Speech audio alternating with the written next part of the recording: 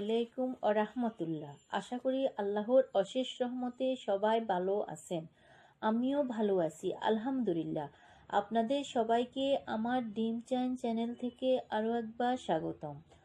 তো ভিউয়ার্স, আমি মূলত আপনাদেরকে আমার এই চ্যানেলে স্বপ্নের বিভিন্ন ধরনের তাবির জানিয়ে দেব। তো ভিউয়ার্স, তার আগে আমাদেরকে জানতে হবে একটা বিষয়, সেটা হলো স্বপ্ন কি আর আমরা ঘুমানোর সময় স্বপ্ন কেন দেখি, তবে আমরা এটার আসল সম্পর্কে জানতে পারবো। তো চলুন ভিউয়ার্স, আমরা এখন স্বপ্নের ব্যাখ্যায় চলে যাই। আর আমরা মূলত যখন রাতের বেলায় স্বপ্ন দেখব আর স্বপ্ন দেখে যখন আমাদের চোখ খুলে যায়, অর্থাৎ স্বপ্ন যখন আমাদের ভেঙে যায়, তখন আমরা যদি ডান কাত হয়ে থাকি তাহলে সেই স্বপ্নের ফলাফল যদি ভালো হয় বা স্বপ্নের ফলাফল অধিকাংশ ক্ষেত্রে সত্য হয়ে থাকে। আর যদি বাম কাত হয়ে থাকি তাহলে সেই ক্ষেত্রে আমরা কিছু থুতু ছিটিয়ে দেব। ওই স্বপ্ন শয়তানের পক্ষ থেকে আসে আমাদেরকে ভয়ভীতি দেখানোর জন্য। অর্থাৎ ডান কাতের স্বপ্নগুলি বিশেষ করে স্বপ্নের ফলাফল শুভ হয়ে থাকে বা ভালো হয়ে থাকে, সেটা আল্লাহর পক্ষ থেকে আসে।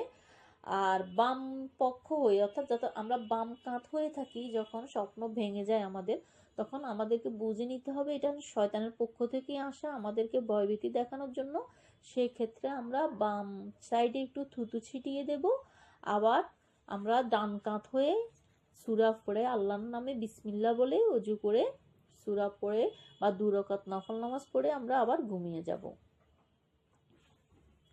আমরা আসলে ঘুমের মধ্যে যে স্বপ্নগুলো দেখি এর কিছু অংশ মহান পাক আল্লাহ রাব্বুল আলামিনের কাছ থেকে আসে, আর কিছু অংশ আসে শয়তানের পক্ষ থেকে মানুষকে ভয়ভীতি দেখানোর জন্য। আর রাত 12টার পর থেকে আরম্ভ করে ফজরের সময় পর্যন্ত যে স্বপ্নটা আমরা দেখি, মূলত ওই স্বপ্নের অধিকাংশ ফল সত্য হয়ে থাকে। স্বপ্ন দেখে যাকে তাকে বলা ঠিক না। ফরেজগার, দিনদার ও যে স্বপ্নের তাবির বোঝে তাকে বলা উচিত। তা না হলে যে কোনো খারাপ লোকের নিকট স্বপ্ন বর্ণনা করলে সে না বুঝে ওই স্বপ্ন নিয়ে যদি কোনো ঠাট্টা বিদ্রূপ করে বা কোনো খারাপ মন্তব্য করে, তাহলে স্বপ্নের ফল ভালো হলেও খারাপ হয়ে যাবে। তাই আমরা স্বপ্নের ব্যাপারে সবসময় সতর্ক থাকব।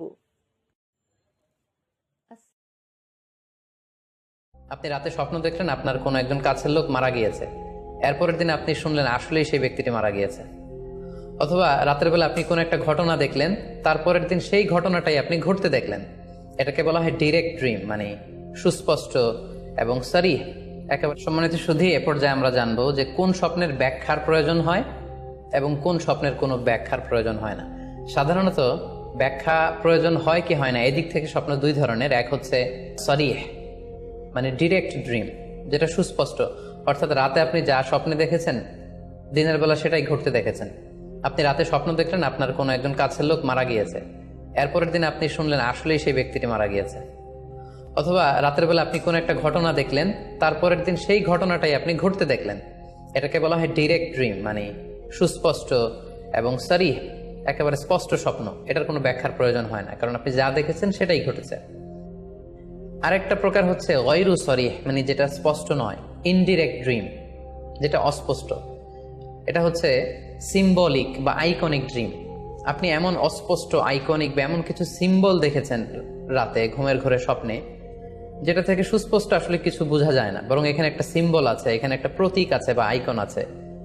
এই জাতীয় যে স্বপ্নগুলো আছে সাধারণত এগুলোর ব্যাখ্যার প্রয়োজন হয়, যেহেতু আপনি বুঝতে পারছেন না যে এটা দিয়ে আসলে কি বোঝানো হচ্ছে। সম্মানিত সুধী, এ পর্যায়ে আমরা জানার চেষ্টা করব যে সত্য স্বপ্নের আলামত কি কি, অর্থাৎ কিভাবে বুঝবো যে আমি যে স্বপ্নটা দেখেছি এই স্বপ্নটা সত্য কিনা বা অর্থবহ কিনা। অনেকে আমাদের কাছে জানতে চায় যে আমি এই স্বপ্নটা দেখেছি, এটা কি সত্য স্বপ্ন, এটা কি অর্থবহ স্বপ্ন, বা এটা কি আল্লাহর পক্ষ থেকে কোনো গাইডেন্স মূলক বা দিক নির্দেশনা বা সুসংবাদমূলক স্বপ্ন। কিভাবে আমরা বুঝতে পারি? কিছু আলামত রয়েছে, কিছু নিদর্শন রয়েছে যেগুলোর আলোকে কিন্তু আমরা সহজেই বুঝতে পারি যে স্বপ্নটা সত্য কিনা। সুনানে আবু দাউদের এক বর্ণনায় আল্লাহ রাসূল সাল্লাল্লাহু আলাইহি ওয়াসাল্লাম ইরশাদ করেছেন, আসদাকুন নাসি রুইয়া আসদাকুহুম হাদিসা। যে ব্যক্তি সত্য কথা বলে বেশি, তার স্বপ্ন সত্য হয় বেশি। তাহলে সহজে আমরা বুঝলাম, আপনি যদি সত্যবাদী হন সাধারণত আপনার স্বপ্নগুলো জেনারেলি সত্য হবে। সেক্ষেত্রে সত্য স্বপ্ন বা অর্থবহ স্বপ্ন চেনার প্রথম আলামত হচ্ছে এই স্বপ্ন দেখে আপনার ভাল লাগবে। You feel good after seeing the dream. আপনি স্বপ্ন দেখার পরে আপনার খুব স্বস্তি লাগবে, আপনার ভালো লাগবে, আপনার কাছে এই স্বপ্নটা পছন্দ হবে, খুব ভালো লাগবে স্বপ্নটা।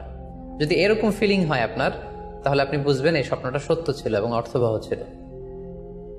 2 নাম্বার হচ্ছে true dreams are very short and concise. সত্য স্বপ্ন খুবই শর্ট হয়, কনসাইজ হয়। আরবিতে যেটাকে বলা হয় ওয়াদেহা জালিয়া, খুবই শর্ট, স্পষ্ট, ক্লিয়ার এবং কনসাইজ। অনেকে রাতে অনেক লম্বা লম্বা স্বপ্ন দেখে, লম্বা এপিসোড দেখে, একটার পর একটা ঘটনা দেখতে থাকে, মুভির মতো লম্বা লম্বা ঘটনা সে দেখতে থাকে।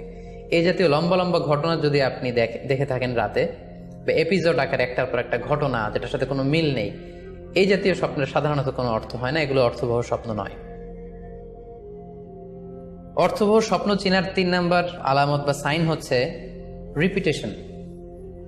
অর্থাৎ একই স্বপ্ন যদি আপনি বারবার দেখেন তাহলে বুঝতে হবে এটা অর্থবহ স্বপ্ন, এবং এটার মাধ্যমে আল্লাহ তাআলা আপনাকে কোনো দিক নির্দেশনা বা গাইডেন্স দিতে চাচ্ছেন। আপনাকে বোঝার চেষ্টা করতে হবে যে আসলে আল্লাহ তাআলা আপনাকে কি বোঝাতে চাচ্ছেন। তাহলে 3 নাম্বার হচ্ছে রিপিটেশন। বারবার যদি কোনো স্বপ্ন দেখেন, এই স্বপ্নটা সত্য হবে এবং অর্থবহ হবে। এটা নট নেসেসারি যে আপনি একাই বারবার দেখেন। একজন মানুষ একটা স্বপ্ন বারবার দেখলে যেমনি অর্থবহ, পাশাপাশি একই স্বপ্ন যদি অনেকে দেখে তাহলে সেই স্বপ্নটাও অর্থবহ। অর্থাৎ আপনি একটা স্বপ্ন প্রায় দিন দেখেন, তাহলে বোঝা যাচ্ছে এটা অর্থবহ স্বপ্ন। অথবা একটা স্বপ্ন অনেক লোক একসাথে দেখেছে, তারপরের দিন একে অপরের সাথে শেয়ার করে বোঝা গেল যে সবাই একই স্বপ্ন দেখেছে, তাহলে বোঝা যাবে এটা সাধারণ স্বপ্ন নয়, এটা অর্থবহ স্বপ্ন, মিনিংফুল স্বপ্ন। আপনি রাতে স্বপ্ন দেখলেন আপনার কোনো একজন কাছের লোক মারা গিয়েছে, এরপরের দিন আপনি শুনলেন আসলেই সেই ব্যক্তিটি মারা গিয়েছে।